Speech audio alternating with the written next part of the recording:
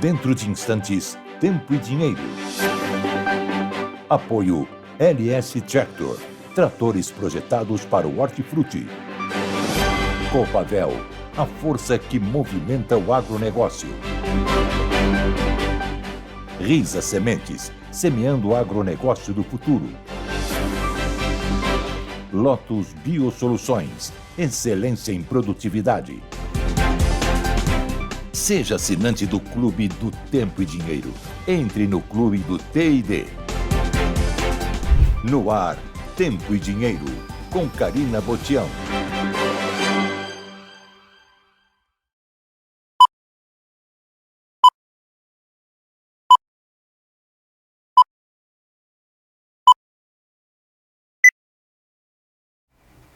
Segunda-feira, 24 de junho, seja muito bem-vindo a partir de agora a mais uma edição do Tempo e Dinheiro, começando mais uma semana. Muito boa tarde para você, produtor e produtora rural desse nosso Brasil. E a gente começa falando dos incêndios cada vez maiores na região de Corumbá, no Pantanal. Só nesse fim de semana, 170 focos de incêndio, até esse fim de semana, né? 170 focos de incêndio na região de Corumbá. É destaque do Globo e outros portais. Corumbá é engolida por fumaça de queimadas no Pantanal. Além disso, a temperatura por lá estava de 36 graus e umidade do ar abaixo dos 30%, ou seja, tudo isso agravando essa situação. Mas apesar disso, a população fez festa no fim de semana de São João, um vídeo nas redes sociais, inclusive a prefeitura manteve as festividades de São João e um vídeo gerou muitas críticas depois que foi compartilhado nas redes. Olha só.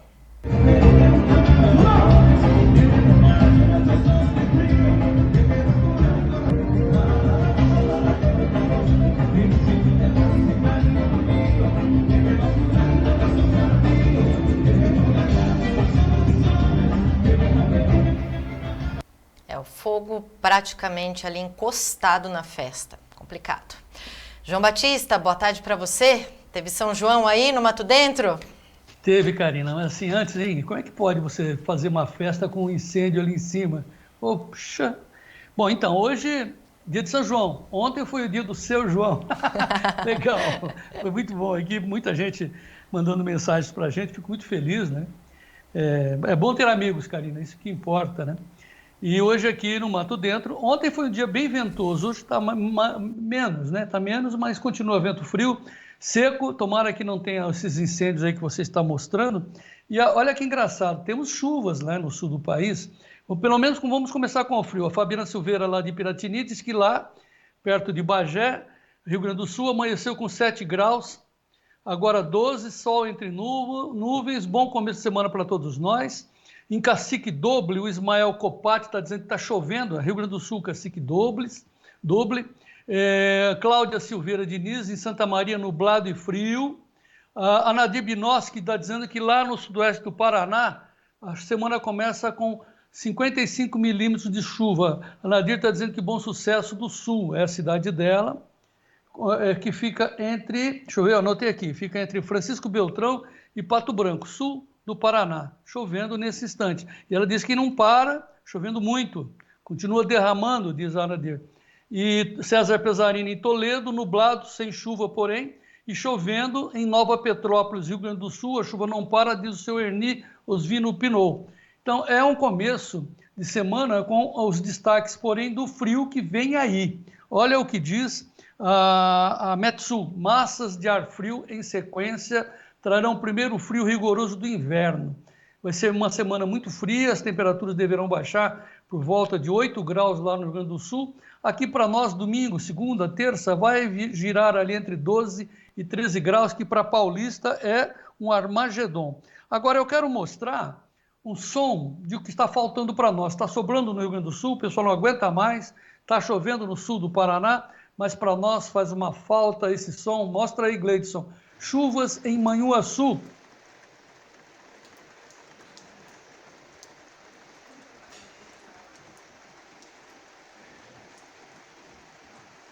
Isso daí, Gleidson, isso daí é a zona da Mata Mineira, Manhuaçu, divisa com o Espírito Santo. É uma chuva gostosa para nós que estamos assistindo, mas você acredita? Claro, tem toda a razão. O pessoal de lá não está feliz com essa chuva, porque é hora da colheita. Bem na hora da colheita vai chover, e não choveu só do lado mineiro, né, da divisa, choveu bastante em Espírito Santo. Veja a chuva que bateu em Aimorés, Espírito Santo.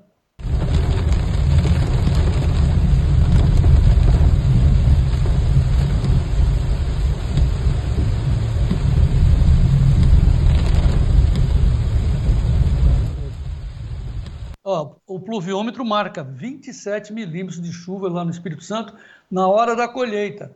Daqui a pouco o Sérgio Braga vai falar dos cafés, principalmente do café Conilon lá, que está explodindo hoje em Londres. Antes, deixa eu ver, Sérgio, o Gleidson, o preço da soja. Nós começamos agora com o vencimento agosto. O agosto está subindo 5,75 agora, o bushel 11,50.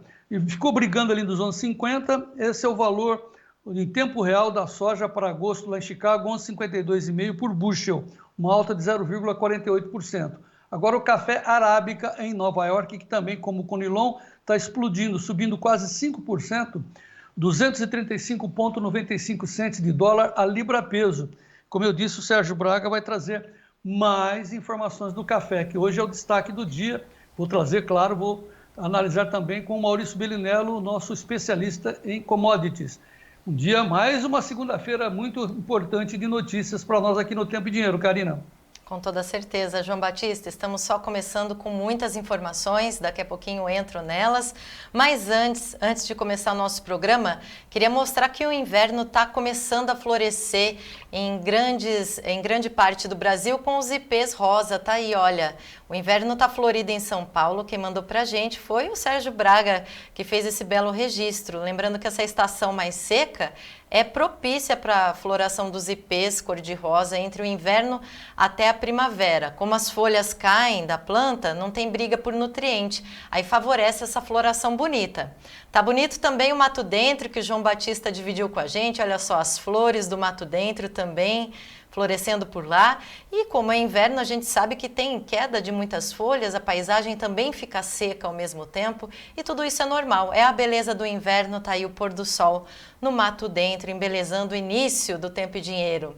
E com essas imagens a gente também estampa a bandeira do Brasil, que representa todas as nossas edições e todos os produtores rurais, com a mensagem que a gente leva todos os dias: o Brasil vencerá. Tempo e Dinheiro está começando. –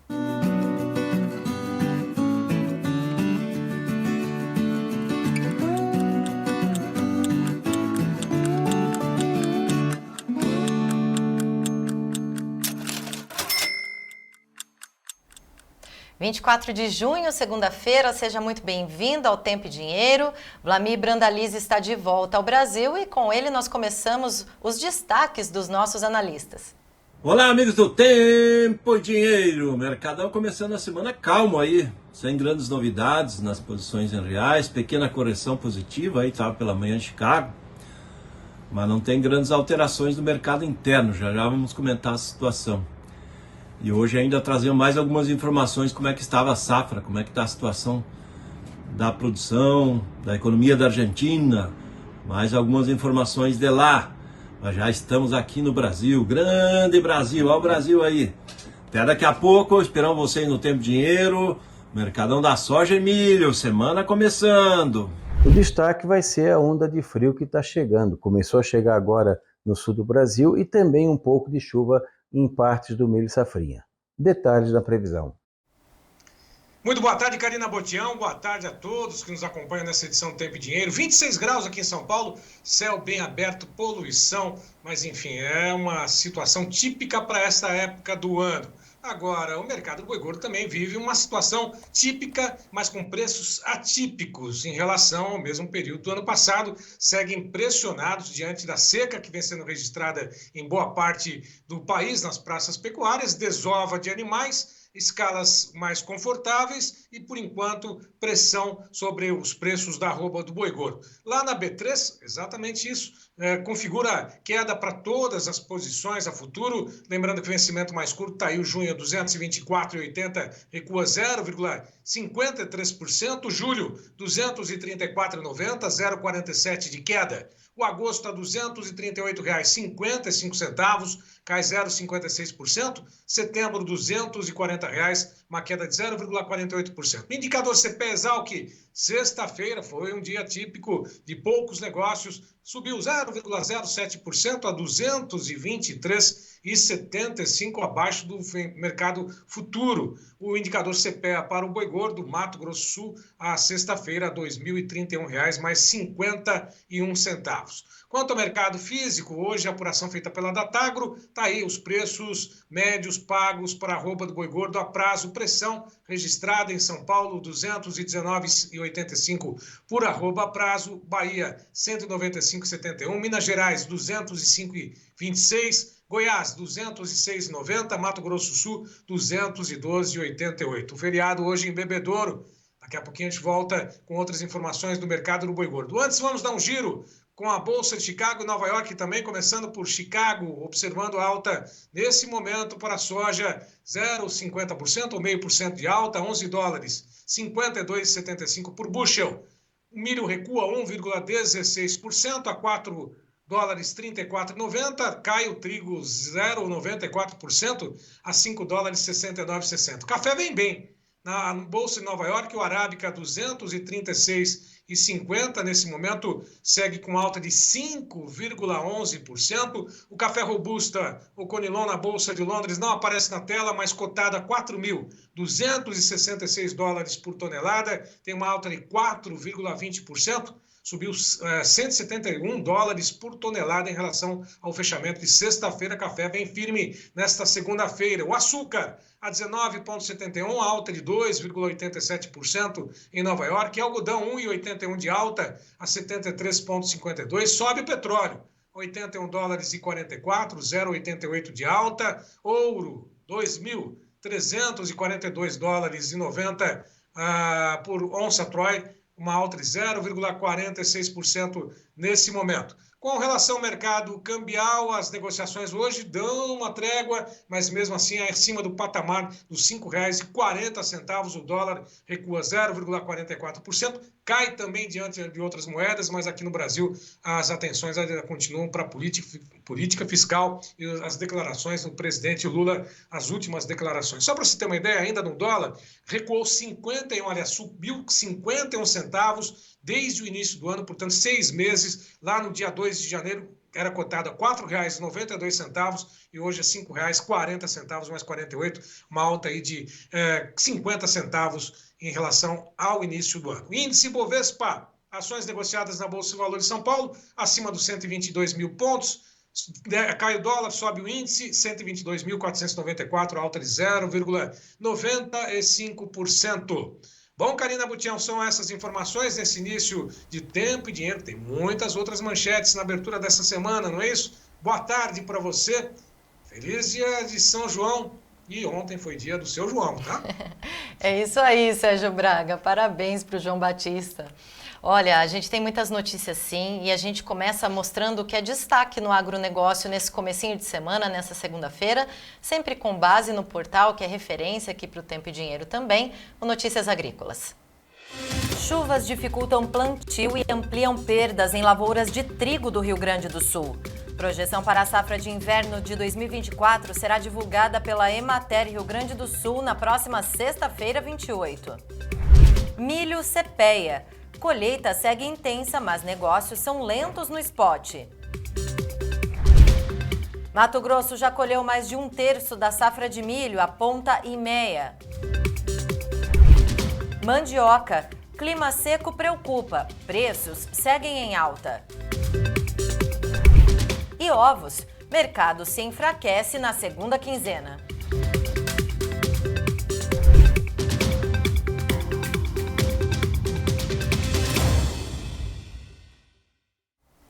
E começando as notícias aqui pelo cenário internacional, a Rússia acusou diretamente os Estados Unidos pelo que chamou de ataque bárbaro promovido por Kiev contra uma praia na principal cidade da Crimeia.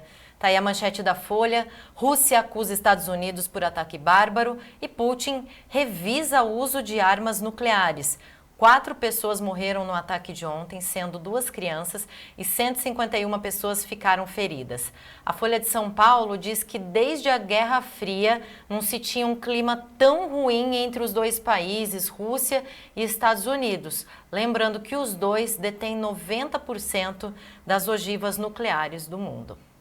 No Brasil, entidades bateram o martelo nesse final de semana e a assinatura do governo sobre o fim da greve deve acontecer ainda nessa quarta-feira dessa semana. O Globo destaca, olha, professores decidem encerrar greve nas universidades e nos institutos federais, mas técnicos administrativos pedem tempo. Agora, foi confirmado o vazamento de dados no INSS. Da Folha de São Paulo, milhões de dados de beneficiários do INSS ficaram expostos e foram acessados sem controle. Essa descoberta levou ao desligamento do chamado Sistema Único de Informações de Benefícios no início do mês de maio ainda e paralisou a produção de estatísticas da Previdência Social. Agora, sobre os incêndios no Pantanal, eu falei há pouco no início do programa, a situação está ficando cada vez mais grave. Manchete do Metrópolis, Pantanal registrou mais de 3.000 focos de incêndio esse ano. Só entre os dias 17 e 23 de junho, foram mais de 900 focos no Pantanal. É um aumento de 95% em relação ao ano passado e esses dados são do INPE. Tem muito foco de incêndio também no Rio de Janeiro. Focos de incêndio na Mata Atlântica do Rio de Janeiro aumentam 440% em 2024. Entre 1º e 21 de junho, 110 focos de incêndio no estado. Inclusive, o Parque Nacional do Itatiaia foi palco de um dos incêndios mais devastadores e destruiu aí uma área de mais de 300 hectares nessa região. Agora, críticas duras do prefeito de Porto Alegre ao governo federal com declarações dadas à revista Veja. Da Gazeta do Povo, o prefeito de Porto Alegre critica Lula.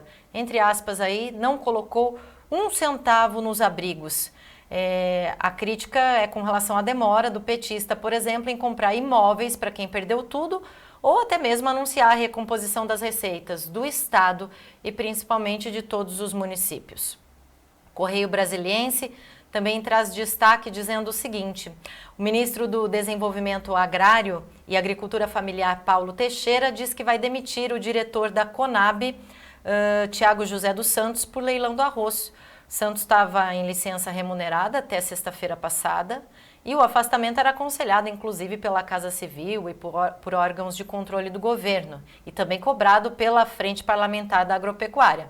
Isso porque ele é ligado a um dos empresários que intermediaram o maior volume de lotes arrematados no leilão. A Controladoria Geral da União agora apura suspeita de conflito de interesse, tráfico de influência e favorecimento no leilão. João Batista, suas análises do dia. De novo essa história do arroz, né? Que saco, né, Karina? Mas nós temos que conviver com isso. Aliás, fizemos um editorial a respeito disso, dizendo, né, o que é óbvio, o problema não é o arroz. Estamos dizendo, por motivos mais que óbvios, até ululantes dizem alguns, né? É claro que o problema do Brasil não é o arroz. Em nosso editorial, Karina, a gente lembra que nesse caso desse leilão insistente, como se diz no jargão jurídico, parece que a Conab é a grande tacada do jogo, uma vez que a Petrobras, os Correios, os fundos de pensões estão muito vigiados, muito manjados. Então, tem a Conab, que curiosamente, Karina, já comprou milho em leilão para atender o estado da Bahia, onde, curiosamente, o seu oeste da Bahia é um grande produtor de milho. Então, é bem provável que, caso aprofundem as discussões e os fatos comecem a aparecer, chegaremos à conclusão bastante óbvia que o problema não é o arroz. Qual é o problema? É o modelo de governança ou de quem nos governa, Karina. E olha, para completar, eu quero trazer as consequências desses imbróglios na nossa credibilidade e na nossa economia. Veja a manchete da Folha de São Paulo hoje. O Brasil tem déficit em conta corrente de 3,4 bilhões de dólares. Isso num mês só, em maio. Nós estamos já gastando, devendo 3,4 bi de dólares. Gastamos mais do que arrecadamos. E o investimento direto dos dólares que entram aqui no Brasil fica abaixo do esperado. E a outra consequência, pior ainda, né, é que o nosso real é a sexta moeda mais desvalorizada no mundo em 2024. De novo, o nosso tutorial, o problema do Brasil, na verdade, é o modelo de governança, Karina, infelizmente. Obrigada, João Batista. Daqui a pouco volto com você. Eu sigo aqui agora com a previsão do tempo, vinheta do tempo hoje no ar, a partir de hoje com o apoio da Lotus Biosoluções. Lotus Biosoluções, excelência em produtividade, oferece o tempo hoje. Olha, o nível do Guaíba chegou a 3,41 metros na madrugada dessa segunda-feira e a chuva voltou a assustar os moradores do Rio Grande do Sul. Tá aí o destaque da Folha de São Paulo. As pessoas que moram no entorno, que são afetadas de alguma forma pelo nível do Guaíba, já estão alertadas para deixarem suas casas, procurarem áreas seguras ou até mesmo o abrigo no ginásio do Coelhão. Eldorado do Sul, a gente tem informação também que muitas famílias já estão deixando as suas casas. A gente viu na previsão do tempo, infelizmente, na semana passada, que essas chuvas vieram e agora estão causando esse alerta também com relação às pessoas já deixarem as suas moradias e ficarem em alerta. Choveu em 15 de novembro, choveu granizo por lá, bem forte. Gente, olha isso aqui. Olha a quantia de pedra aqui, ó, em 15 de novembro, ó. Meu Deus do céu, peso de areia. Olha aí, ó. Quantidade de pedra no chão aqui, ó. Simulando aqui, ó.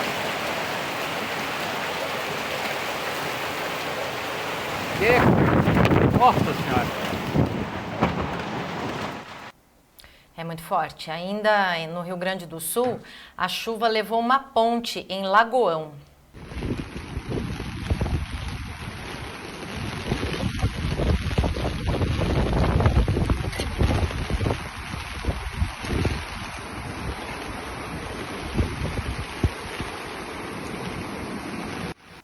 A gente mostrou granizo em 15 de novembro, mas também choveu granizo em Segredo e Arroio do Tigre. Olha só o tamanho das pedras de granizo que caíram sobre Segredo e Arroio do Tigre. Realmente uma chuva muito forte. Olha só essa imagem impressionante, chegou a quebrar os vidros dos carros. É bastante forte essa chuva em Segredo e Arroio do Tigre, também no Rio Grande do Sul. Agora, subindo um pouquinho, a chuva também atingiu Santa Catarina. Chapecó, choveu bastante também, a gente tem vídeo. Eita, que tá bicho feio hoje, é chuva, chuva, chuva, meu pai do céu.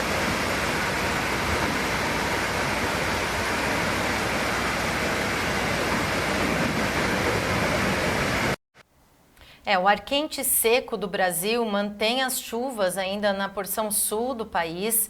Olha só, nesse mapa a gente consegue ver bem isso. A gente vai ter um período de sol a partir de 27 de junho, mas esse ar quente e seco que circula, olha, tem também o ciclone no oceano que favorece esse bloqueio. O ar frio fica sobre o Rio Grande do Sul, Santa Catarina, também parte do Paraná, provocando essas chuvas e também baixas temperaturas durante essa semana, tá? A gente vai ter uma semana com baixas, inclusive nesse mapa que a gente vai mostrar agora, a gente tem algumas estimativas aí para as temperaturas, olha, 9,1 graus, 8,4, região de Porto Alegre, 14 graus.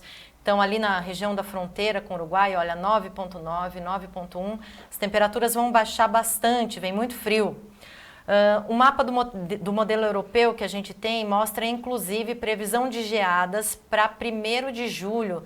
E essas áreas que a gente vê mais arroxeadas, mais azuladas, é mais intenso o frio. A queda de temperatura vai ser mais forte também em Campanha a partir de amanhã. Frio mais intenso de sexta para sábado. E chuva também, olha, no norte do Rio Grande do Sul. Já afetou Chapecó, como a gente mostrou no vídeo, olha, deve vir mais chuva na região de Passo Fundo. Olha só, toda a porção norte do Rio Grande do Sul, até pegando um pouco o nordeste, e também ali o sul de Santa Catarina, em Chapecó. Vamos ver o que o Notícias Agrícolas tem de destaque hoje, nesse início de semana, com relação ao tempo? Semana terá 3 episódios de frio com potencial de geada, podendo chegar até o sudeste do Brasil. Olha só, Notícias Agrícolas já está dizendo que essa frente fria pode avançar sim, inclusive pelo sudeste. Vamos saber em tempo real, Gleidson, que o satélite da NOAA nos conta nesse exato momento sobre todo o nosso Brasil. Olha, chove em Santa Catarina bastante agora, hein, por todo o estado. Chovendo bem em Santa Catarina, pegando um pouco ali de chuva no litoral também do Rio Grande do Sul, pegando um pouco ainda do Paraná. A gente tem zero nuvens ali na faixa central do Brasil, né? Tempo seco continua por ali. No Mato Grosso, em Goiás, também parte de Minas Gerais continua seco. Chuva forte no Amapá também nesse momento, em alguns pontos do Amazonas, mas chove com mais amplitude mesmo nesse momento em Santa Catarina. Vamos saber o que o Cosmimet conta pra gente nos próximos 7 dias. Nessa terça-feira, dia 25 de junho, olha o que a gente tem. Muita chuva ali pelo norte do Rio Grande do Sul, em todo o estado de Santa Catarina, e numa parte sul do Paraná. Bastante chuva ao longo do dia 25. Ela vai diminuindo, fica mais em Santa Catarina, até diminuir de vez. No dia 26 a gente já não tem mais no início do dia, mas ao longo do dia a chuva volta ali na parte norte do Rio Grande do Sul e atingindo também o sul de Santa Catarina na quinta-feira, entre quarta e quinta-feira. Ao longo do dia da quinta ela vai diminuindo, vai indo em direção ao oceano. Na sexta-feira a gente não tem mais chuvas no Rio Grande do Sul, por isso a gente percebe que fica o frio para esses próximos dias. Olha, dia 29, sábado também, sem chuva, aliás, a maior parte do Brasil sem chuva, mais a porção norte, que a gente tem bastante umidade. Umidade também pelo litoral do estado de São Paulo no dia 30, domingo, também Rio de Janeiro e Espírito Santo, também ali no litoral do Alagoas, Sergipe, no dia 30, domingo. Mais uma vez, umidade ali no litoral do Espírito Santo, no dia 1º, segunda-feira, e sem chuvas na maior parte do Brasil. Vamos ouvir o que o Ronaldo Coutinho tem a dizer sobre esse frio que está chegando, as previsões de geadas. Ronaldo Coutinho, da Climaterra. O destaque vai ser a mudança, alguma chuva aqui no milho safrinha. Depois eu detalho mais ali no outro mapa. Então nós vamos ter bastante chuva agora aqui no sul, na metade norte do Rio Grande, Santa Catarina, metade sul do Paraná, Paraguai e Misiones na Argentina. Essa chuva aqui concentra, isso aqui é 10 dias, concentra principalmente agora, segunda, terça, quarta. Dá uma melhorada no final da quarta, bom na quinta, volta a ter chuva de sexta para sábado e depois na outra semana. Aqui no Mato Grosso do Sul, esse aqui a gente dá o detalhe aqui, ó, mais aqui. O Mato Grosso, tempo seco, talvez uma friagenzinha aqui no final de junho e início de julho. Tu vê que pouca chuva aqui no sudeste. No nordeste, o interior é seco, que é o normal da época, e alguma chuva aqui no leste, de Salvador até Natal, João Pessoa, e principalmente entre Recife e a região aqui de Aracaju, Maceió. E aqui, ó, toda a parte Amapá, norte do Pará, Roraima, norte do Amazonas, oeste do Amazonas, alguma chuva e trovada, principalmente da linha do Equador para cima. O Acre, pouca coisa, praticamente nada aqui em Rondônia, centro-sul do Pará, Tocantins e boa parte do interior do Nordeste. Nessa parte aqui, entre o norte do Maranhão, Piauí, Ceará, Rio Grande do Norte, interior da Paraíba, interior do Pernambuco, até tem alguma chuva, mas não é muito significativo, que estou entrando no período seco. E aqui pode ter algumas pancadas boas de chuva agora, entre 24 de junho até o dia 2 de julho. E mais detalhadamente aqui na parte do milho safrinha, nós temos aqui, ó, não é aquela Brastemp, mas pode vir uma chuva aqui na metade sul do Mato Grosso do Sul, oeste do Mato Grosso do Sul, mas tu vê que o norte do Mato Grosso do Sul, nordeste e leste praticamente nada, o centro-norte de São Paulo quase nada, a parte sul do Café Paulista alguma chuva, no sul de Minas alguma pouquinha chuva, mas no Cerrado Mineiro praticamente nada. No Paraná, aqui ó, metade norte do Paraná, essa chuva aqui do Paraná, do Mato Grosso do Sul e São Paulo, vai ser principalmente entre o finalzinho de junho e início de julho. Então aqui ó, esse período aqui do dia 24 ao dia 2, boa parte dessa chuva, vocês estão vendo aqui, vai vir ali entre o dia 29, 30 até o dia 3 ou 4, dentro desse período. Pode ter alguma chuva agora aqui na região de Dourados, oeste do Mato Grosso do Sul, sul do Mato Grosso do Sul, entre essa terça e quarta, mas pouquinha coisa. No norte do Paraná, pouquinha coisa, talvez na quarta, quinta. E aí na outra semana que melhora um pouco a chuva. São Paulo também. Não é o ideal, mas é melhor do que nada. O centro-norte de São Paulo está ruim, assim como a área do café do Cerrado Mineiro. Alguma chuva no Rio, Espírito Santo e sul da Bahia. Além disso, nós vamos ter o quê? A volta do frio.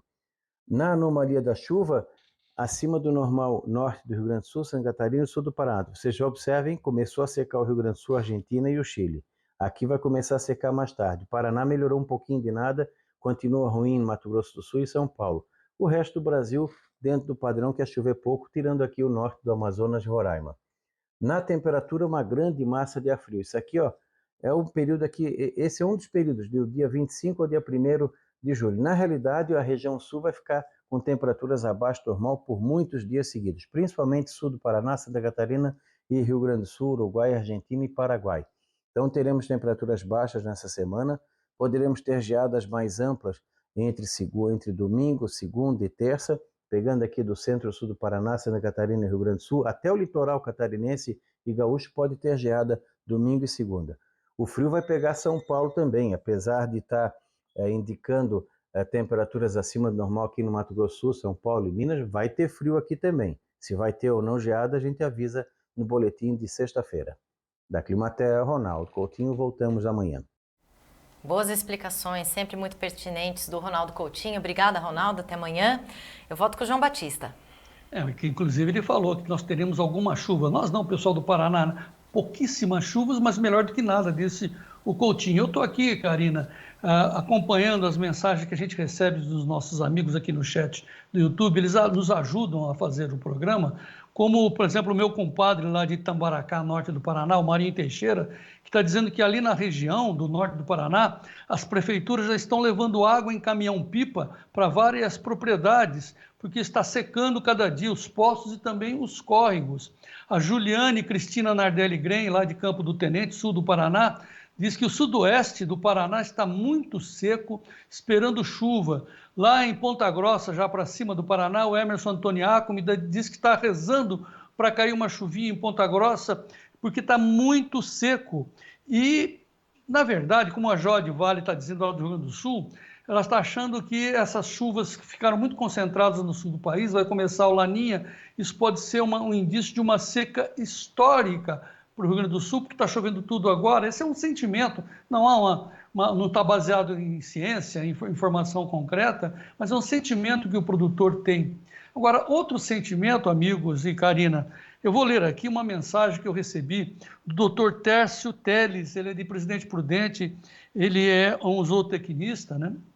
Ele diz assim, que o produtor brasileiro está sempre abandonado, às margens das catástrofes climáticas, pagando para trabalhar, enriquecendo os dentro e fora da porteira, carregando o país nas costas e exportando para o mundo sem subsídios, sem ajuda, ao Deus dará. Está difícil a nossa situação, por isso que nós temos que ficar cada vez mais juntos, Karina. A gente vai para um intervalo agora, depois ainda tem informações do café, tem mandioca, hortifrutis e na volta Vlamir Brandalize com o João Batista falando de soja e milho. Então não saia daí que a gente volta em instantes.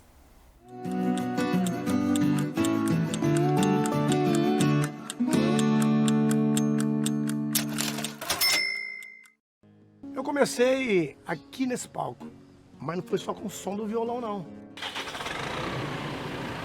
Foi com o ronco do trator.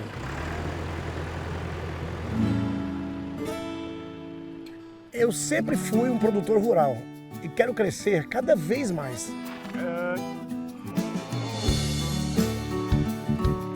E a marca que eu escolhi para mim é a LS Tractor. Ela tem força, tecnologia e amor pelo campo. Maravilhoso, né? É show demais! É tão show que eu pedi bis. LS Tractor, tecnologia sul-coreana, coração brasileiro. Esse é bruto, hein?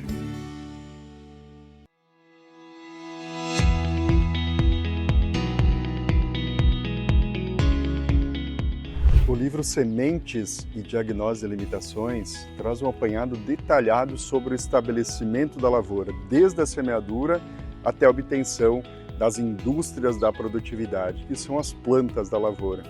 A gente faz um diagnóstico muito detalhado com relação aos erros de diagnose, aos aspectos de diagnose dos problemas de plantio. Essa é a peça-chave do livro. ou seja, você vai conseguir identificar com fotos e detalhes e informações técnicas diversos problemas de plantio que podem estar ocorrendo na sua fazenda. Um grande abraço.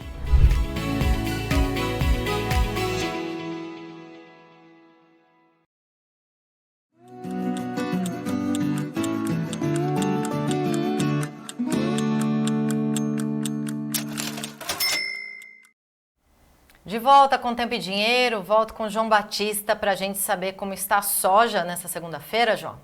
Leve alta, porque agora o vencimento subiu, né? Foi para o agosto, já estava o agosto sendo mais negociado, mas nós estávamos no vencimento julho, acabou agora o agosto com alta de 4,38 cents, 0,38% de valor, então a soja levemente acima de 11,5, 11,51,50 por bushel, agosto, portanto, os 4 vencimentos da CME, que é a Bolsa de Chicago, está ali, o julho entregando com 9 de alta, o julho está presente ainda 11,69, mas como já disse, que o que vale agora é o agosto, 11,52, tem um delay aí, né?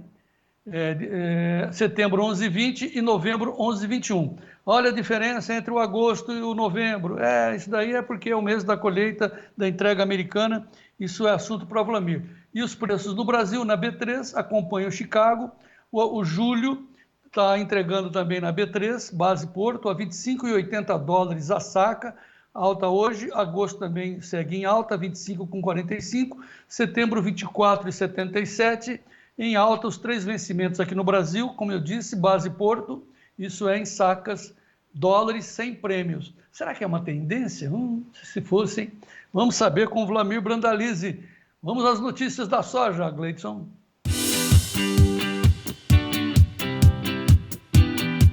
Notícias da soja com Vlamir Brandalize. Apoio Copavel, um show de cooperativa.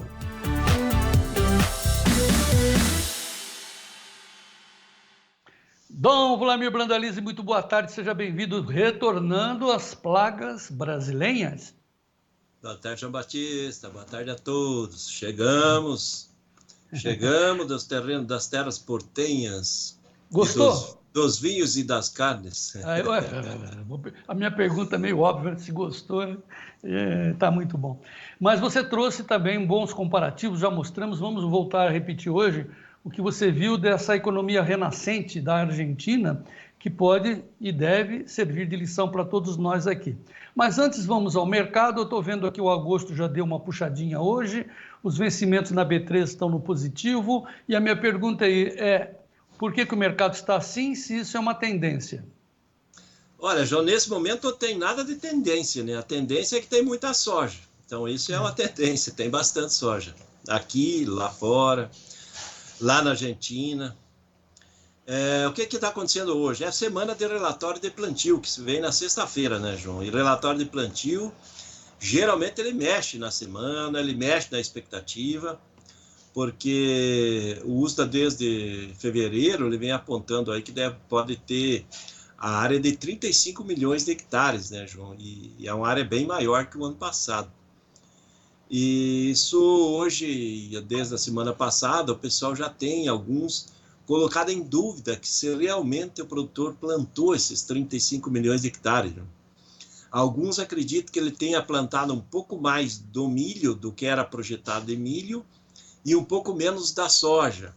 Então existe essa dúvida, se você plantou menos soja, você tem um potencial de safra menor, então o mercado começa a especular. E até a sexta-feira vai ser uma semana de especulação. Aquele mercado de serrote ele está funcionando.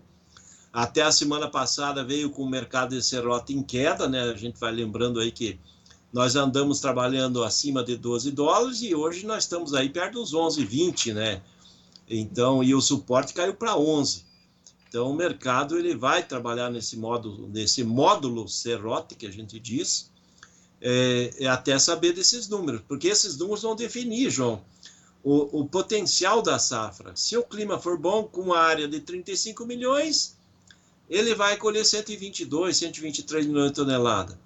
Se ele plantar 34,5, ele já cai aí para a faixa de 20 milhões, 120 milhões ou menos, e com o clima sofrendo qualquer problema, a safra já vem para menos de 120 milhões, ou seja, O mercado está esperando para esse ver o que o USDA vai trazer de área plantada, porque agora é a área final, né, o plantio efetivo, e aí vamos ver que rumo vai tomar. Mas esse aí, por enquanto, é basicamente especulação de fora de que o USDA poderia trazer uma área um pouco menor que 35 milhões de hectares. Se ele trouxer uma área maior, João, aí o mercado cai, daí ele pode perder até os 11 dólares de suporte. Veja como é que o mercado ainda tem os dois lados da moeda para mostrar. Mas, em princípio, há uma expectativa que a área talvez fique um pouquinho menor. Por enquanto, o que está pesando mais é esse aí. Um pouquinho menor, tá. Quando é que a gente vai ter essa definição e quais são as... Sexta-feira, à 1h sai o relatório, sexta-feira. Ao vivo aqui no Tempo e Dinheiro, portanto. Ao vivo. Vamos estar ao vivo aí comentando ele. Como você está dizendo que pode ter uma área um pouquinho menor, portanto, é possível que os preços fiquem um pouquinho melhores. Quais são as providências que você recomenda aos produtores nesse momento? Olha, João, nesse momento o que a gente tem sentido que tem dado mais fôlego para a soja é mais o dólar do que Chicago, né, João? Porque nós estamos começando uma semana com cotações muito parecidas com o que fechou na semana passada, e justamente o Chicago aí com um pouquinho de alta, 3 a 5 ou 7% de pontos de alta, ao passo que o dólar pela manhã estava um pouco menor, então a dança do dólar está influenciando mais do que efetivamente Chicago aí nesses últimos dias, e hoje novamente é basicamente o dólar em queda que está limitando a alta, né? Porque Chicago melhorou um pouco, mas não está tendo uma alta efetiva de cotações. Tá. Hoje, só para lembrar, vamos ter o Maurício Bellinello ao vivo daqui a pouco, mas teremos a segunda aula do nosso curso, onde a ênfase hoje aos alunos da 16ª turma do curso de Introdução aos Mercados de Commodities com o Maurício Bellinello, é exatamente como você travar o dólar em NDFs, pagando pouquinho lá no seu gerente, embora seja um contrato a termo. Você escolher bem o lado, tomar cuidado com isso, mas pelo menos o prêmio é bem baixinho e nós vamos, junto com os privilegiados alunos da 16ª turma, aprender com o Bellinello como é que se faz isso e assegurar, porque a hora que acalmar o processo, pode ser que o dólar caia e você está estando travado, está garantido com um bom número. Vlamir, vamos para o mercado de hoje já? Vamos passar para os prêmios, os preços? Vamos lá, João, vamos lá começar com o balcão gaúcho.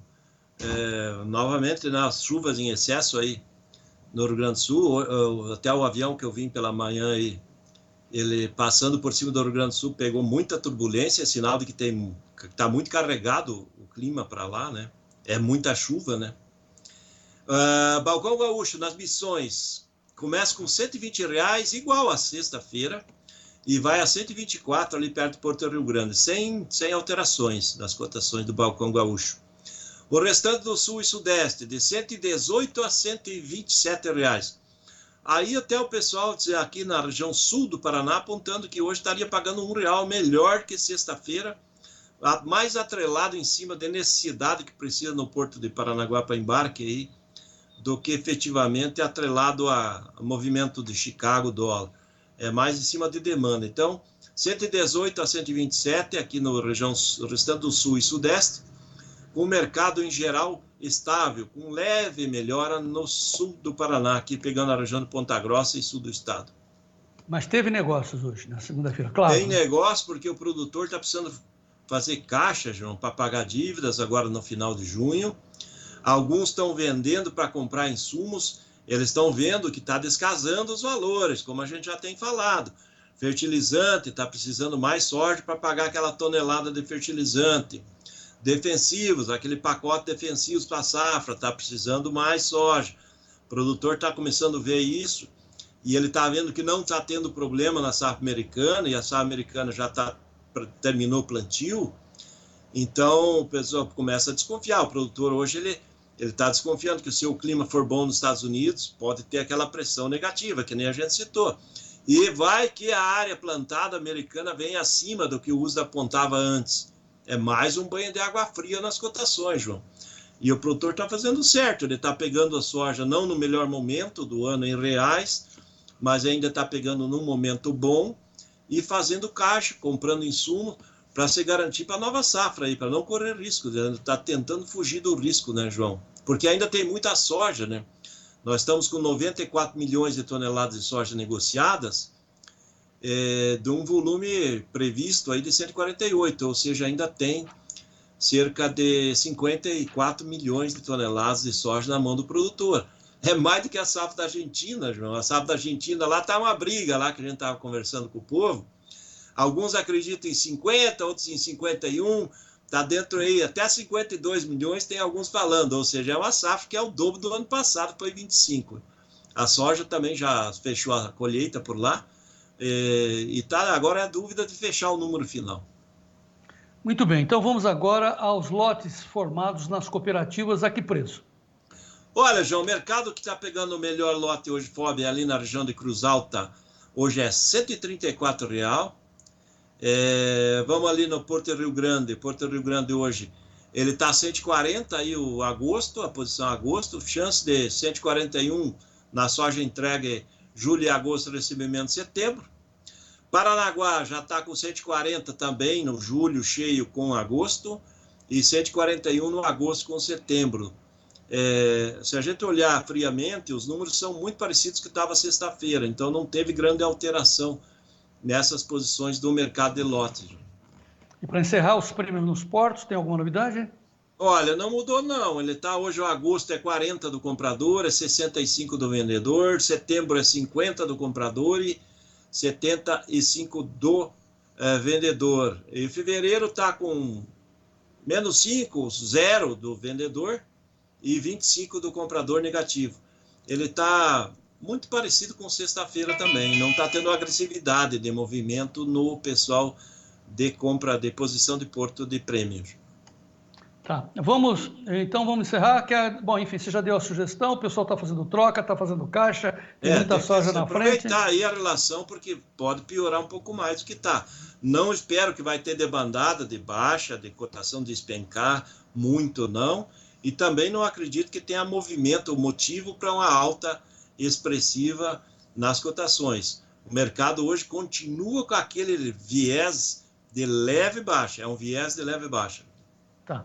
E o foco, então, é dólar, fazer troca, travar o dólar, porque por mais que esse governo queira gastar, o que manda é o sistema econômico do país, os contra-choques que a gente diz, né? E aí parece-me que esse dólar pode voltar. Qual é a sua opinião? Olha, ele se valorizou demais, né, João? Ele não precisava estar nesse valor aí, porque a inflação brasileira perde 4%, 5%, e o dólar saiu de 5 e foi a 5,50, saiu de menos de 5, né, 4,80, 4,90, ele cresceu 10, 12% em questão de menos de 6 meses, e a inflação nesse período foi menos de 3%, então, pela lógica, ele está muito valorizado, a não ser que o governo continue fazendo muita besteira para ele continuar subindo, porque a tendência normal seria dele se equilibrar com o mercado internacional e, na sequência, talvez até uma leve queda. Isso não é nada bom para o produtor, que daí tem uma leve queda do dólar e com o Chicago em baixa, ele pode receber menos reais aí pela soja. Mas, em princípio, ele se valorizou muito já, né, João? Tá, vamos falar da Argentina, mas antes de falar de tempo, porque você pegou o tempo chuvoso lá. Nesse instante, o Vanderlei Carlos Amadei, meu amigo lá de Erechim, está dizendo que está garoando em Erechim, norte do Rio Grande do Sul, mas choveu forte à noite. E lá em cima, lá na Paraíba, lá em Campina Grande, o Beto Alvino está dizendo que o São João, que foi ontem, domingo, né? Hoje, mas eles comemoraram ontem, foi um São João lá na Paraíba de muita chuva. Você pegou também chuva em Buenos Aires, né, Vladimir? Teve um dia de chuvas e outro dia meio de garoa. Teve um dia com a chuva boa. Mas não foi grandes volumes de chuvas lá, não, João. Ele está chovendo menos do que está chovendo no Rio Grande do Sul. Está chovendo mais ali na parte norte da Argentina, aquela região de Corrientes e de Entre Rios. Ali as chuvas estão um pouco maiores do que a parte de baixo, lá na parte da província de Buenos Aires para baixo ali, João. A Juliane Cristina Grem, lá de Campo do Tenente Sul do Paraná, está dizendo que a chuva está chegando por lá. Graças a Deus, diz a Juliane. Bom, vamos ver o vídeo do Vladimir, onde ele estava lá em Puerto Madeira. Ele é chique, né? Claro, e merece. Aí ele está mostrando o progresso chegando naquela área nobre de Buenos Aires. Veja o vídeo. Pegando mais uma gravação aqui para mostrar aqui, ó, a nova Argentina, né? Porto Madeiro. Aqui do lado temos aí onde que fica o Banco da China. a parte de Yacht Clube, dinheiro começando a circular, umas prediaradas, e vamos andando aí para cima para mais conhecimento. Muito bem. E qual foi o conhecimento maior que você teve? Qual a principal constatação que você nos traz da Argentina, Vlamir? Olha, João, se eu fosse colocar uma indústria hoje lá, eu ia colocar uma indústria e fazer borrachinha essa de amarrar dinheiro. Saca? Porque o que circula de dinheiro e volume de notas é gigantesco. Eu fazia muito tempo que eu não via isso ao vivo, novamente, né? Eu vi isso lá na Venezuela e tal, mas ali na Argentina fazia tempo que eu não via tanto dinheiro circulando, né? Porque você pega uma nota vou pegar aqui uma nota de $100 e sai com um pacote ali que está, no câmbio oficial ele está 950 pesos por dólar. E ali no câmbio paralelo, que também tem ainda o câmbio paralelo, 1.200, até 1.300, depende de onde você vai trocar. Pesos por dólar. Então, esse é um problema. Só que o governo novo, João, antes ele tinha aquele câmbio travado de 200 e poucos pesos por dólar, que mantinha as cotações internas para os consumidores baixas. Os valores em dólar estavam baixos e o poder aquisitivo da população, mesmo com a inflação, ele podia consumir de uma maneira mais saudável, vamos dizer assim. Agora, como o governo liberou o câmbio para dar condição da economia fluir normal e tentar estancar a inflação, o que acontecia? O câmbio saiu lá de 250 pesos e agora está no oficial 950 e no paralelo 1.200. Ele trouxe um aumento do custo interno da Argentina. Então, isso pesa. É uma fase de transição. Todo o país que sofre com inflação alta, ele tem esse impacto. E eu sinto que o presidente Milei tem que ser muito forte de continuar essas decisões, que são decisões amargas que têm que ser tomadas para tentar corrigir, porque hoje ele já deu esse sinal, a economia já começa a mostrar, a inflação é menor, os investimentos aparecem, a grande questão é que vai ter muita pressão e a Argentina tem um peso grande ainda do sindicato, da CGT, Central Geral de Trabalhadores, sindicato disso, sindicato daquilo. A população em geral, ela quer que comece a aparecer alguma coisa positiva. Muita gente já começa a reclamar que com o Milei a situação piorou, e aí o povo tem que ser esclarecido que isso é uma fase para melhorar, porque se ele for e não continuar as mudanças, como aconteceu no governo anterior, ele vai dar com os burros na água de novo. Esse é o grande problema de um país com inflação altíssima e ainda com um peso gigantesco que tem os sindicatos sobre a parte da administração pública, que isso inviabiliza o país de novo, porque os que estão na nata ali do sindicato, toda a turma que está ali, eles estão sempre com a vida mansa. Mas com a inflação disparada e o governo quebrando, certamente quem sofre cada vez mais é o povão.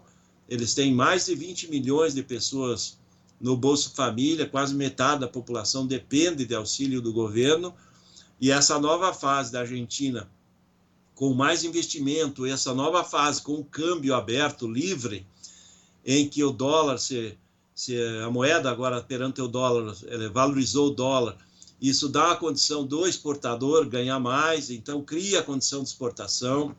Eu senti com o produtor lá, João, questão que o produtor também está esperando que agora, do segundo semestre, o Milei venha com um corte em parte, pelo menos das retenções que ele prometeu para o setor agrícola e pecuário. Se ele não começar a trazer um corte nas retenções, certamente também vai começar a perder um pouco do apoio do setor do agronegócio deles. Ou seja, ele tem muito espinho pela frente ainda para passar, mas em princípio, por enquanto, está andando bem. O Congresso tem seguido um pouco a lógica para tirar o país da crise e ainda tem muita coisa para acontecer. Mas o presidente tem que ser forte nesse momento, tem que ter uma equipe boa, ele está com a equipe boa, e a equipe tem que suportar aí, porque ainda vem muita pedrada ainda, né, João? Pois é, e nós estamos aqui torcendo pelo Javier Milei, embora aqui no Brasil tenha uma grande parte que são os esquerdistas, né, torcendo contra, não querem o êxito, a recuperação econômica da Argentina, torcem pela miséria, pela pobreza, né? Mas eles sabem, né, que se Milei se superar, também vai querer o quê, né? 1 ano e meio fazer tudo isso, mas enfim, se ele superar as dificuldades, vai servir de grande exemplo para nós que estamos sofrendo as vicissitudes, querendo voltar para trás, e a gente não pode admitir isso. Olha, João, só para fechar essa questão da Argentina, a Argentina, no começo do século XX, ela era uma das maiores economias do mundo. Ela tinha uma marinha de guerra que era comparada à marinha da Inglaterra. Ela tinha uma estrutura gigantesca, grandes milionários existiam na Argentina. A Argentina era um país potente, era o grande exportador de carne, de trigo, abastecia o mundo com alimentos, exportava volumes astronômicos de prata, frutas, ou seja, a Argentina era uma potência, isso há 120 anos atrás, há 100 anos atrás, e há 80 anos atrás, e depois foi entrando esses governos de esquerda e populistas, e foram colocar a Argentina, que era a queridinha, ou seja, quem não conhece a Argentina, se um dia puder, principalmente conhecer Buenos Aires, você vê prédios, que é uma coisa que não existe no mundo, a arquitetura mais evoluída do mundo, até uns 50 anos atrás, era na Argentina, agora está voltando. Os prédios são espetaculares, o que foi feito no passado. Eu considero que tem 3 cidades no mundo que têm uma arquitetura mais evoluída, vamos dizer assim. Quando tem arquitetura evoluída, o país é rico. Eu considero a cidade mais bonita do mundo em arquitetura é Chicago, porque Chicago, há uns 150 anos atrás, ela queimou toda, daí eles tiveram que fazer ela de novo, e daí eles puxaram os melhores arquitetos do mundo para vir trabalhar em Chicago e criaram arquitetura fantástica. Chicago é a coisa mais linda do mundo mesmo. A cidade de Paris é uma cidade espetacular, e a outra cidade muito bonita é Buenos Aires. Mesmo hoje meio abandonada ainda, com essa crise toda, ela é muito linda, tem muito de... Você anda, construções espetaculares, é coisa muito... Okay. Você vê muito porto na Argentina. A Argentina dá de 10-0 em portos em nós, João. E eles sofreram da mão do pessoal aí por os últimos 40, 50 anos. A Argentina só degringolou, né? Mas agora acho que talvez vai andar para frente. Eu tive a oportunidade de conhecer o interior da Argentina, fui lá em Pergamino, fiquei surpreso e fiquei assustado, porém, com a força dos sindicatos que punham gente armada nas portas das fazendas, nas porteiras, para ficar vigiando a produção. Um negócio horrível. Vamos ver se eles superam isso. Vamos ver o nosso problema, a nossa agonia. Agora eu vou falar de milho, você vai ver mais uma manchete que levanta suspeita em cima desse governo. Primeiramente, vamos ver os preços do milho em Chicago. Gleidson está no vermelho milho Chicago, julho 4,29, setembro 4,34,5, dezembro 4,47, março 4,58 dólares por bushel. No vermelho milho em Chicago, mais uma vez, é a velocidade do plantio, e aqui no Brasil, na B3, também no vermelho, que é a colheita da safrinha, né? Mas o Vlamir vai dar as nuances aí da nossa economia do milho. O julho, 57,56 reais, setembro, 60,30, novembro, 64,17, janeiro, leve alta, 67,80. Olha o janeiro! Será que vai no 70, Vlamir? Olha, João, depois que passar a febre, né, que é depois de setembro, outubro, o mercado muda, né? Ele vai ter um mercado um pouco mais favorável para o milho brasileiro. A B3 está seguindo a colheita, né? Está chegando muito milho, é a colheita mesmo. Nós já estamos indo para uns 40% colhido, talvez, dessa semana. Muito milho está chegando, e esse primeiro milho é o milho melhor, então o volume da produtividade é melhor, então ele pressiona. Os portos não estão pagando muito mais, ele está mantendo uma estabilidade dos portos aí na faixa de R$60 a 61, não está mudando muito, então não estimula os negócios no interior, então o mercado acomodado da B3. Chicago, exatamente como eu estava citando, há a possibilidade de que a queda da área plantada do milho, que é projetada em 1.900.000 hectares, e ela vira aí para 36,4 milhões, ele possa ser um pouquinho maior a área, ou seja, a área que está fechando o plantio possa ter sido um pouco maior. Isso que o mercado está especulando lá em Chicago, ou seja, Talvez a área da soja seja um pouquinho menor, talvez a área do milho seja um pouquinho maior. Isso é uma especulação, o mercado de véspera, semana de relatório de plantio, ele está trabalhando em cima disso e também levando em consideração que o movimento de negócios novos está muito lento também nos Estados Unidos, né, João? Com relação a milho, também temos que citar, porque o USDA mantém uma safra de milho grande lá para a Argentina, 50 milhões, 52 milhões, uma coisa assim. E na Argentina existe muita dúvida. A gente conversa com, depende do setor, alguma parte lá fala, que nem a própria Bolsa de Buenos Aires, ela levou em consideração muito as colheitas das áreas onde que sofreu, que a cigarrinha pegou, muito ataque cigarrinha. Então, cada semana que passa, a Bolsa de Buenos Aires vem reduzindo a produtividade e está estimando aí 46 milhões e meio de toneladas. Se a gente pegar os dados oficiais do governo, e o governo normalmente lá não puxa brasa para um lado para o outro, é os levantamentos deles lá. Talvez sejam mais frágeis esses levantamentos, porque os funcionários públicos do governo também estão reclamando, porque houve muita inflação e defasou os salários. Então, existe um problema também com relação a isso. E hoje, você pega os dados oficiais lá, eles estão falando em 57 milhões de toneladas, está dando uma diferença de 10 milhões entre uma estimativa particular e uma estimativa oficial, e tem muita gente no meio, ou seja, ali tem ainda tem uma parte de nevoeiro no meio de qual será realmente a safra da Argentina de milho, agora depois que estão com 50% colhido, ainda tem metade da safra para colher. Tá. Então tem muita dúvida, e o USDA acaba mantendo a safra argentina maior e a safra brasileira está maior também, por isso que é negativo, o Chicago não consegue reagir até confirmar essas perdas, né? Tá, eu tenho dois assuntos ainda, mas o milho hoje no Brasil está quanto no Porto? Olha, hoje de 60 a 61 reais os portos aí está meio linear, aí tanto aqui Paranaguá, Santa Catarina e Santos pagando sempre um pouquinho mais, 50 centavos, R$1 está pagando acima, né? Se Paranaguá pagar 60, Santos vai pagar 61. Está mais ou menos nessa linha, hoje. Tá. Deixa eu mostrar a colheita do meu amigo, meu compadre Claudio Noro. Ele é de Cascavel, ele planta em céu azul. Veja aí o vídeo. Ele está com uma produtividade, ele me passou ontem, 124 sacas por hectare. Veja o Claudio Noro aí.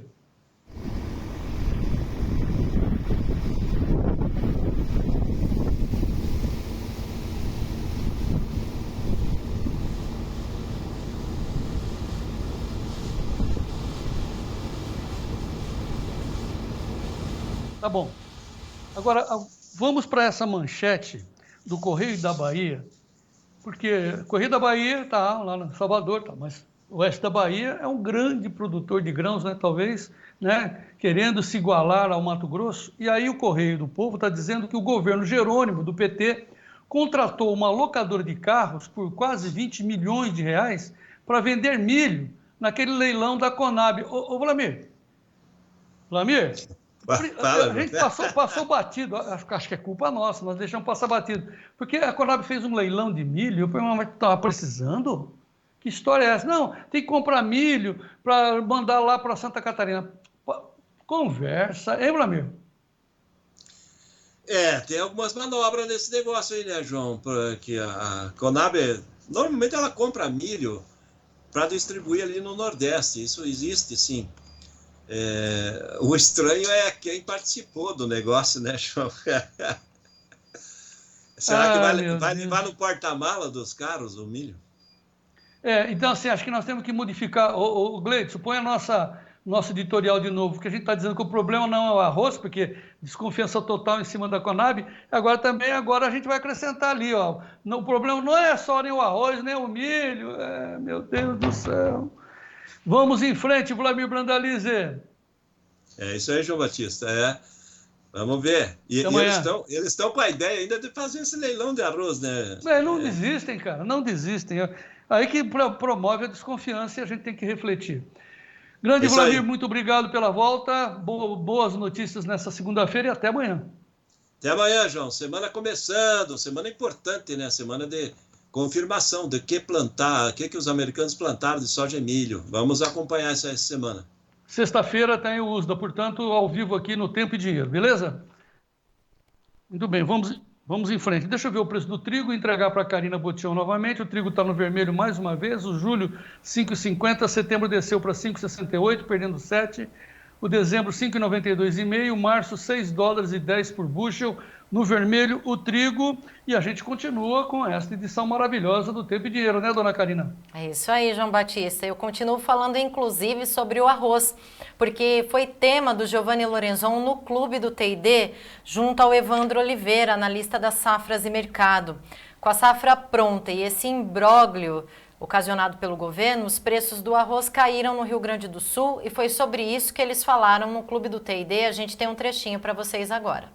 Agora por conta de todos esses acontecimentos que tivemos nas últimas semanas, né, todos esses desafios que a cultura do arroz vem enfrentando, né, se tem uma palavra que define essa temporada do arroz é incerteza, né, a palavra mais repetida nessa temporada. Então, por conta de todas essas incertezas, a gente teve uma boa volatilidade nos preços do arroz, né? Então, o piso, que lá no início se projetava para 90, acabou ficando em 95, né? A partir daí os preços avançaram, como tu mesmo falou, e aí chegaram ali na faixa de 125, 130, quando tivemos essa iniciativa, né, do governo por parte das importações. A partir daí o mercado ficou de lado, então ficou um bom tempo de lado, né, sem oscilações, porque o mercado ficou naquela expectativa de um melhor desdobramento desses acontecimentos para uma tomada de decisão, né? Os compradores ficaram receosos aí com se chegaria ou não esse produto, os vendedores começaram a ficar com medo de quedas mais consistentes e acabamos tendo uma maior presença vendedora no mercado porque alguns compromissos começaram a chegar e com medo de quedas mais consistentes os vendedores acabaram vindo para o mercado e nós tivemos uma leve queda aí nas últimas semanas. Fronteira Oeste, por exemplo, que estava na faixa de 120, agora gira em torno de 110, 113 reais. Lá na Zona Sul, que tivemos indicações acima de 120, nesse momento temos indicações a 115, 118.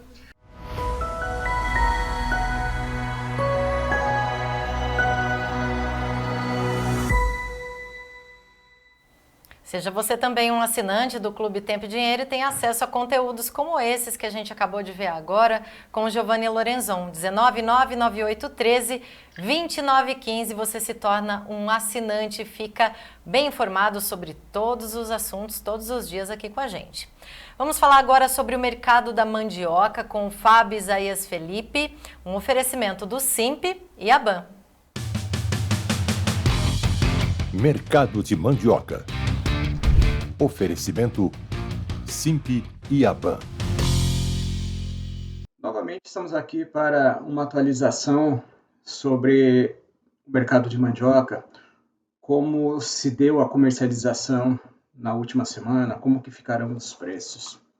Bom, destacando os principais tópicos, podemos dizer que a situação climática, a falta de chuvas, tem se agravado e, consequentemente, afetado o ritmo de trabalho no campo. Então, tanto colheita quanto plantio já estão em menor ritmo. Ressalto ainda que muitos produtores ainda estão dando prioridade às atividades de plantio e deixando um pouco de lado a colheita. Bem, como consequência, houve uma diminuição na oferta de mandioca, principalmente para a indústria de fécula, e a moagem ficou por volta de 62 mil toneladas na semana passada.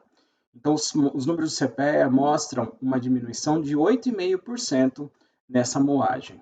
Claramente, isso aí impactou nos preços, e a média apurada pelo CPEA foi de R$ 432,70, ou 75 centavos por grama de amido, na média. No Paraná, a valorização semanal foi de 1,7%, com o preço médio da tonelada em R$ 451,50 e o preço do grama de amido em 78 centavos e meio.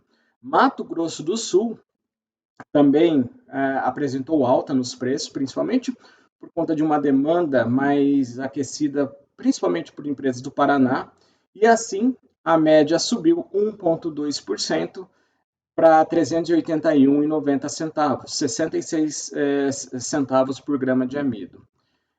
Na contramão do que vem acontecendo nessas regiões, tem havido uma oferta um pouco mais significativa no estado de São Paulo, no oeste paulista, apesar da falta de chuvas, ao mesmo tempo em que a demanda industrial naquela região tem sido menor. E a consequência disso foi uma diminuição do preço, na ordem de 1,3% para R$ 422,26 por tonelada, ou 73 centavos por grama de amido. As previsões de chuva ainda são um pouco longínquas, vamos dizer assim, não deve chover nessas próximas semanas, e isso pode ainda afetar o ritmo de comercialização de mandioca. Vale destacar que a indústria tem buscado elevar os seus estoques, demandando assim maiores quantidades de matéria-prima, que pode ainda dar alguma sustentação aos preços. Bom, de qualquer forma, estamos de olho no mercado e voltaremos em breve para lhes atualizar sobre a situação no Centro-Sul. Mercado de Mandioca tem o apoio do SIMP, Sindicato das Indústrias de Mandioca do Estado do Paraná, e da ABAM, Associação Brasileira das Indústrias Produtoras de Amido de Mandioca. Nosso muito obrigada ao Fábio Isaías Felipe, do CPE Exalc USP. E vamos agora aos preços dos hortifrutis, um oferecimento da LS Tractor.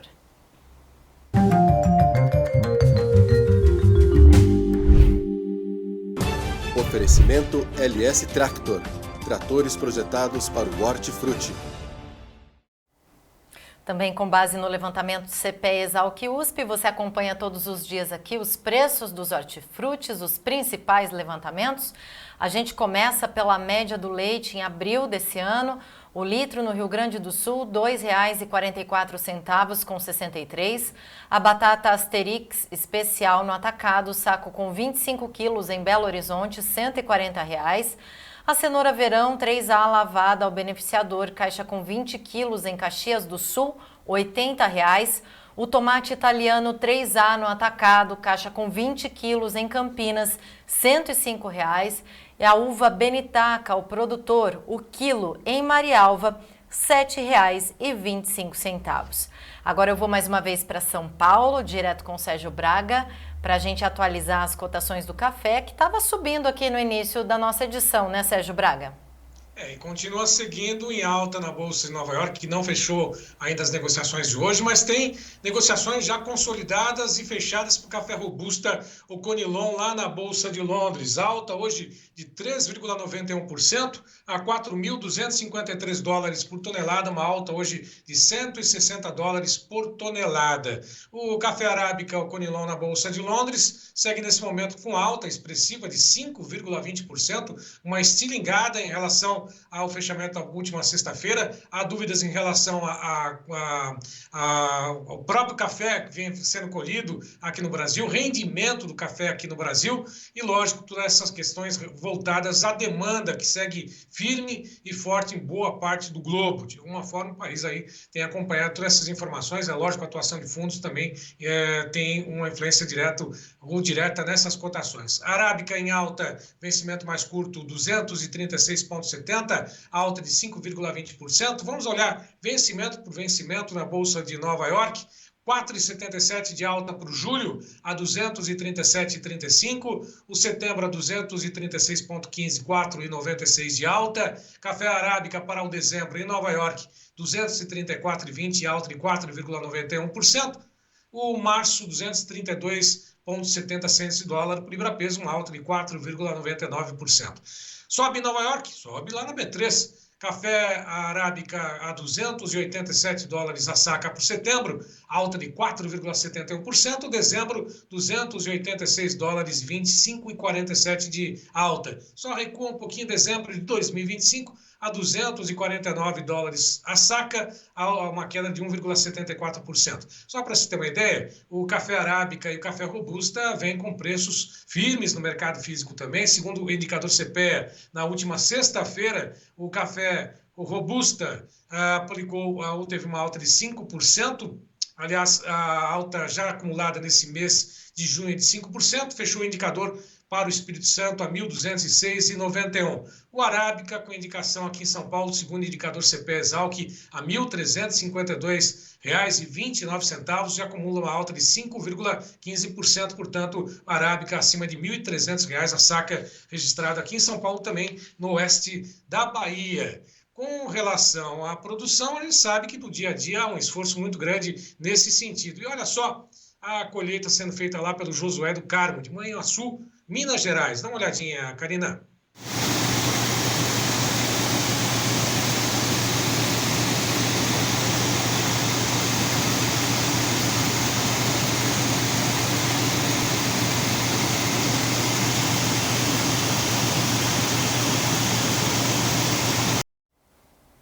Aí preparando todo o café, né? A classificação, a secagem para aquilo que é apreciado no mundo todo como sendo o ouro negro aqui do Brasil. Café produzido e, lógico, tem que ser beneficiado com bons preços também o produtor, Karina Botião. É isso mesmo, Sérgio Braga. Obrigada pelas informações. Daqui a pouco eu volto a falar com você da pecuária. E eu vou seguir aqui falando o seguinte: se você quer ter mais produtividade na sua lavoura, é bom que você acompanhe sempre as dicas, as orientações do Dr. Alexandre Gazola, nosso doutor Sementes. Ele está no Mato Grosso e insiste mais uma vez na questão da temperatura do solo para a qualidade do seu plantio. Então, para evitar danos na sua lavoura, com a temperatura do solo muito alta, acompanhe a partir de agora as dicas do Dr. Alexandre Gazola no quadro Acompanhamento da Safra, um apoio da Risa Sementes. Risa Sementes, semeando o agronegócio do futuro. Oferece Acompanhamento da Safra, com Alexandre Gazola. Olá, amigos do Tempo e Dinheiro, estamos aqui no Mato Grosso, aproveitando o chimarrão, e vamos continuar a nossa linha de raciocínio falando sobre temperatura do solo. Para quem está colhendo milho ou já colheu, um aspecto que nós precisamos lembrar sempre é da temperatura do solo. Lembra, a minha distribuição de palha na colheita ela está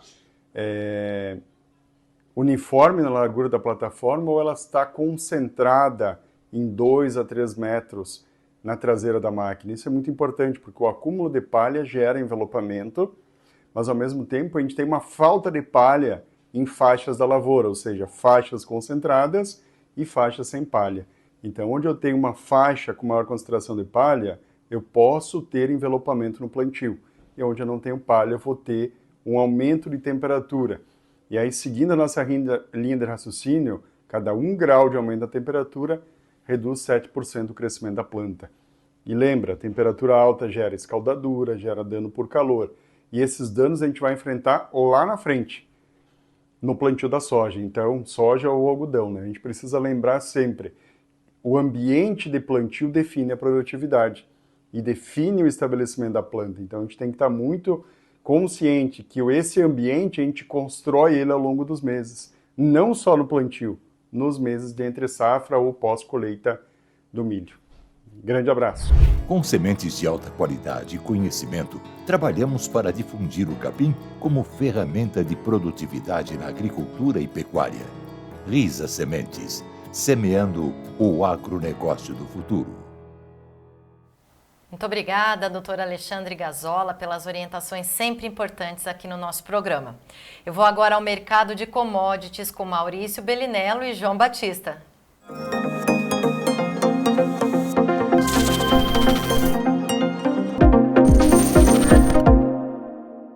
Sou Maurício, boa tarde. Fala, João, boa tarde a todos. E olha o cafezinho, hein, professor? A gente achando que já tinha batido no teto e continua subindo o treco. Voltou no mesmo lugar. Acabei de vender um contrato, João. Saiu, é? Vendi que eu montei um novo para baixo. Mas assim que é, né? Vai ficar esperando, de repente desaba, né? Nesse instante, o café de Londres está ganhando $160 por tonelada, 4.253 a tonelada do Robusta, enquanto que o contrato C está com 200 e... Contrato C está com 5,11% de... 236,50, esse daí que está na tela, 5,11 de alta, hein, professor? Então está na hora de vender, é? Então, João, eu estou bem arisco, assim, já entrei e saí dessa posição acho que umas 10 vezes, talvez até mais que isso, porque as primeiras sinalizações da colheita brasileira não são muito animadoras, né? Ainda tem umas áreas que não estão muito boas ainda, já estamos perto de 45% da safra já colhida, né? E os volumes não estão bons de forma geral, ainda que o número de grãos esteja adequado, eles estão pequenos, né? Por falta de água mesmo, falta de chuva. Então, o mercado está estressado, né? Teve até até comentei hoje cedo aqui que os modelos climáticos estão um pouco estranhos, né? Mas tem sinalização de frio chegando também para daqui uns 20 dias, então o mercado também não fica muito confortável com isso, né? Porque o inverno está muito atrasado esse ano, e inverno atrasado geralmente não é boa notícia, porque fica seco, né? Quando tem inverno atrasado, e se vier uma frente fria muito forte, ela acaba tendo facilidade para subir. Então, o mercado fica um pouco na ponta dos dedos. Eu também gosto de dinheiro, né? Então tem que tomar cuidado. O Maílson lá de Araguari, seu aluno, né, das primeiras turmas, falou assim, hoje o professor vai ter que cascar fora. Vai ter que vender. Deixando claro, eu não estou cascando fora, eu já tinha cascado, na sexta-feira mesmo eu já saí no final, e agora é a terceira posição que eu monto hoje, tentando cercar essa posição perto dos 2,35, 2,36. Antes de entrar ao vivo, acabei de vender mais um contrato aqui, aguardando ainda, né? Mas está quase perto do fim do pregão também, ele fecha acho que 2,5, né? Então vamos ver, eu estou meio arisco aqui ainda, vamos ver se eu vou segurar até o final. Olha que bom essa conversa, porque tem duas lições contidas nessa conversa, né? Primeiro é a possibilidade do professor colocar para vender num lugar, né, num local, que é a Bolsa de Nova York, que tem liquidez. Você não pode entrar numa barca furada e ficar segurando uma posição onde ninguém vai te comprar. Então você está comprando para vender, então você precisa ter liquidez, precisa ter mercado. Então essa é a primeira lição. E a segunda, mais fundamental, é que as opções, de modo geral, ou seja, como são todos os derivativos, mas mercado de futuros, mas nós aqui sempre defendemos as opções, porque é um pedacinho do mercado de futuros, elas são flexíveis. O que significa isso? Que você pode comprar e vender a hora que você quiser, você não fica preso como no mercado a termo. Você fez ali no boi, né? Muita gente faz contrato a termo. Aí o boi sobe, o cara está preso, não aproveita. Aqui no café o professor pegou uma alta, viu que estava boa, vendeu, realizou o lucro, pegou um pedacinho, comprou outra posição, viu, vendeu. Terceira lição, hein, professor? Nesse mercado ninguém sabe, né? Você não sabe, você está travado, só travando as margens, o que lhe dá vantagem. É isso, professor? João, não tem outra forma, né? Eu acho muito engraçado que as pessoas acham mesmo que elas sabem o que os grandes fundos estão sabendo ou deixando de saber, né? Na sexta-feira mesmo, o mercado fechou lindo para baixo, né?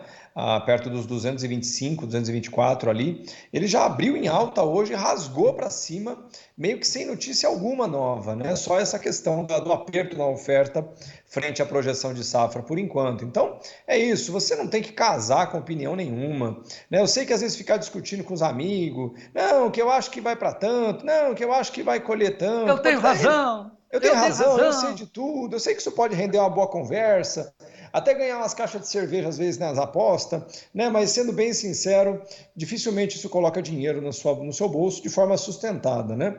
Então isso que é o legal de a gente ver esse tipo de estratégia, porque você pode aproveitar esse tipo de oportunidade e defender seus preços, né? É bom lembrar que no contrato de setembro, que é o principal contrato do café, por exemplo, né, João? Essa faixa dos 2,36, 2,40 é uma faixa que vem sendo sustentada desde o início de abril, né? Ou seja, lá se vão 2 meses e meio quase, e o mercado está te dando um sinal. Então, olha que legal, estamos com dificuldade, por um motivo ou por outro, para romper os 2,35, 2,40. Você que é cafeicultor pode usar essa informação a seu favor, de forma a você conseguir sustentar e garantir seus preços, né? Na sexta-feira falei sobre o dólar, por exemplo, né, João, que acho que a gente vai até falar um pouquinho agora. Estava todo mundo lá dizendo que agora vai para os R$8, né? O dólar rasgou para baixo 10 centavos de sexta-feira para cá, né? E eu acho isso de novo um bom indicativo. Falamos durante semanas aqui, né, João, que aquela faixa dos 5,40, o mercado estava sustentando, né? Era para pegar. Aliás, essa é o tema da aula de hoje, da 10ª turma. Alô, pessoal, vocês que são privilegiados, estão na 16ª turma, hoje, 7 da noite, horário de Brasília, segunda aula, imperdível. O pessoal da primeira aula ficou fascinado, gostou muito, eu fico feliz por isso. Ficamos, né, Maurício? E o fato é que Hoje tem a segunda aula às 7 horas com ênfase nessa história do dólar. O Maurício defende muito você pegar a trava, pegar o melhor preço em NDF, que é um contrato a termo. Aí você precisa também olhar, porque as opções você paga prêmio, mas você pode sair e entrar. NDF também você pode, só que é um contrato que você está preso assim, eu quero travar contra a baixa. Se subir, você tem que desfazer. Não é isso, Maurício? Exatamente, João. Especialmente o agricultor, né? Eu, por exemplo, de novo, sempre falo isso. Eu não produzo nada, não produzo um grão de qualquer coisa. Então, as minhas operações só envolvem dinheiro, meu risco é 100%. Ou seja, se der errado, eu pago do meu bolso, se der certo, eu ganho. O agricultor tem uma vantagem que eu não tenho e que nenhum outro especulador de mercado tem, nem os grandes fundos têm, que é você consegue ter o grão do outro lado. Então, quando você estabelece uma estratégia de defesa contra a queda, por exemplo, da cotação da libra-peso do café, por exemplo, do bushel da soja, ou do dólar, ou do que quer que seja, você tem o grão do outro lado, que caso dê errado aquela estratégia, uma brincadeira, né? Você ganha do outro lado. O que você perde de um lado, você ganha do outro, você está defendido. E isso traz uma capacidade para o agricultor, João, que eu sempre digo que a principal vantagem desse tipo de estratégia é você ter previsibilidade e controle do ponto de vista da margem do seu produto, né? Muita gente fica casando com o número. Eu quero saca de café a 1.400, eu quero soja a 150, quero milho a 80, sei lá. E esquece que o número em si não importa nem um pouco. O que importa é o quanto sobra no seu bolso. Porque de nada adianta você vender um produto por 80 que te custou 70. É melhor vender por 60 se te custou 40, né? Porque sobra margem. E as estratégias vêm exatamente para isso, João. Para trazer para o agricultor controle sobre aquilo que de fato ele faz o dia inteiro. Que não é plantar soja, é plantar dólares, né? Como diz um amigo meu, né? Planta umas moedinhas e colhe nota. Palavra-chave aí do professor é margem. Aquilo que te dá lucro. Tá bom? Trava, cara. Não fica esperando porque vai acertar no olho da mosca. Vai nada. Realiza, trava. Né? Vale muito a pena. São os percentuais. Mais do que o número final, são as porcentagens que importam. Nós estamos batendo muito nisso, eu e o Belinella, há muito tempo, porque nós queremos que cada vez maior número de produtores aprendam a trabalhar dessa forma, porque você não é produtor de soja, você não produz café, você não cria boi, você produz dólar, você é o administrador do seu negócio. Então, administre bem. Venha para o nosso curso. O nosso curso está fechado, não dá para vir, né? Hoje é a segunda aula. Quem sabe a gente lá na frente forme a 17ª. Não é muita certeza que o professor está com o tempo dele corrido, mas nós vamos lutar para botar mais gente aí para que aprendam a travar melhor os seus preços, saiam do prejuízo e aprendam como faz o seu comprador. Né, Maurício? Basicamente exatamente, é exatamente isso, João. É sair do jogo de ficar chutando, de ficar apostando. Quer apostar, vai pro bingo, né? Vai pro cassino, vai pro jogo do tigrinho lá, vê o que você quer fazer. Né? Mas se você está querendo produzir grão, produzir boi, produzir o que quer que seja, você tem que aprender que você não é um apostador, você tem que ser um cara que lida com dinheiro. Assim como o seu comprador faz todo dia, assim como os grandes negociadores de qualquer coisa que você conhece no mercado fazem todo dia. Eles não apostam nunca, eles estão preocupados com margem hoje, margem sempre, né? É isso, João. E só para dizer, feliz aniversário, né? Estamos aqui. Felicidades do seu querido amigo. Eu sempre digo, vou falar aqui uma coisa que eu sempre falo, acho importante conversando com um amigo meu, né? Que depois de um tempo na idade, a gente vai passando, João, e a gente fica ao longo do tempo meio rígido nas nossas opiniões, nas nossas convicções. E eu até conversei com esse meu amigo umas 3 semanas atrás, que eu desejo para mim que eu consiga chegar aos 70, 73, do mesmo jeito que o João é, uma pessoa flexível, que mesmo a gente tendo opiniões, eu e ele, né, de politicamente divergentes, em outros temas divergentes, a gente consegue conversar como se a gente fosse amigo há 50 anos. É isso que eu desejo para mim. João, felicidades para você e que privilégio nosso. O privilégio é meu, Maurício Belinella, o privilégio dos nossos amigos aqui do Tempo e Dinheiro ter você, nosso amigo aqui no nosso programa. Obrigado, até às 7 da noite, horário de Brasília, e vamos em frente. Se Deus quiser, João, ótima tarde a todos. Muito bem, Karina Botião, estamos juntos. Tem notícias do boi. Tem sim, João Batista. Vamos às notícias da pecuária agora com Sérgio Braga.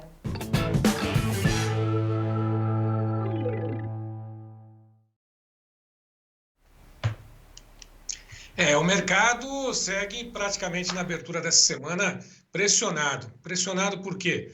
Pelas ofertas cada vez maiores de animais em boa parte das praças pecuárias. O clima é decisivo para isso. A semana abre, portanto, com preços em queda no mercado físico, queda também nas cotações a futuro lá na B3. É o que a gente vai observar nesse momento, mostrando exatamente o junho a R$ 225,10, uma queda de 0,40%. O julho negociado a R$ 234,75, queda de 0,53%.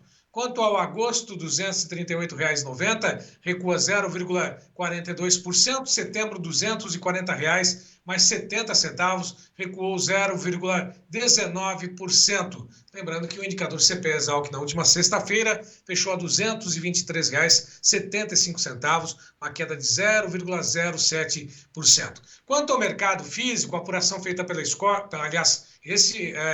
apuração feita pelo indicador da Tagro, já que a Scott hoje tem um feriadão lá em Bebedouro, aqui no interior de São Paulo, feriado por lá, amanhã voltam conosco normalmente. Estão as cotações apuradas pelo indicador da Tagro. Boi São Paulo, 219,85 por arroba, Bahia, a 195,71, Minas Gerais, R$ 205,26 por arroba, Goiás, R$ 206,90, Mato Grosso do Sul, R$ 212,00 mais 88 centavos. Acho que nós temos mais uma tela, inclusive mais 4 praças, aí estão.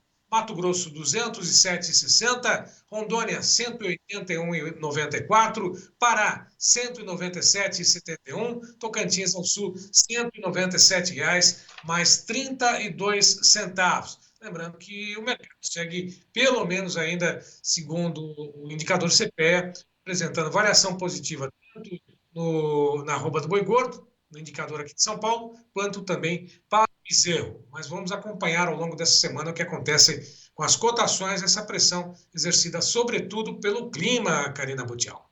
Tá certo, Sérgio Braga, obrigada pelas informações de hoje. Boa tarde para você, boa semana também. Para todos nós, mais uma vez, parabéns ao João Batista Olive, o seu João de ontem, e viva São João! João Batista está aqui com a gente ainda. Pois é, mas preocupado com as notícias, infelizmente, pessoal. A Folha está dizendo agora que novas chuvas afetam 70 cidades do Rio Grande do Sul. Não sei se deu tempo de fazer a manchete. A informação dá conta que Porto Alegre fechou 3 comportas após o nível do Guaíba subir. E o IMET alerta para ventos de até 60 quilômetros, queda de granizo no norte gaúcho e no sul de Santa Catarina. Tem a manchete aí? Não tem, então tá bom. E tá bom nada, né? Muito ruim essas informações. Parece que o sofrimento do povo gaúcho não passa e nós temos que continuar acompanhando. Seja o produtor rural mais bem informado, as notícias em tempo real lá no nosso clube, né, Karina? É isso mesmo, João Batista. Tem acesso aos conteúdos complementares do Sérgio Braga, Giovanni Lorenzon, João Batista e muito mais. Obrigada, João. Boa tarde, boa semana para você também. E vamos em frente, viva o Brasil. Vamos em frente. Boa tarde para você aí de casa. Amanhã a gente está de volta. Tchau, tchau.